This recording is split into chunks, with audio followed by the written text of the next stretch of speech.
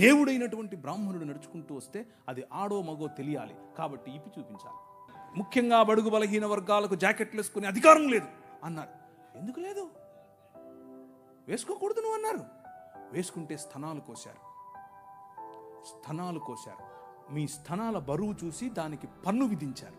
బాగా బలిశావులే కట్టు అన్నారు.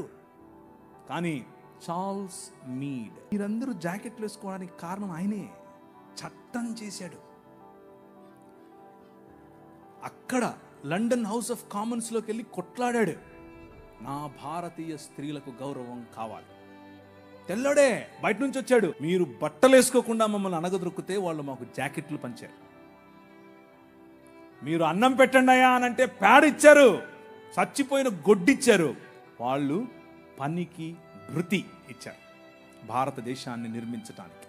Charles Mead, church mission society and London mission society, వీరిద్దరి తరఫున కేరళ ప్రాంతంలో నిలబడి ఆయన ఇల్లు, ఆయన బంగ్లాను అలా కాల్చేశారు 3 సార్లు.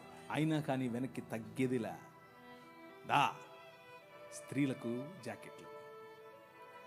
వారిని చూసి నాడార్ సమాజంలో ఉన్న స్త్రీలందరూ జాకెట్లు వేసుకోవడం మొదలు పెడితే, అమ్మా నీకు అంత కొవ్వటే అని పట్టుకుని రోడ్లో వాళ్ళ స్తనాలు కోసి ఊరేగించారు.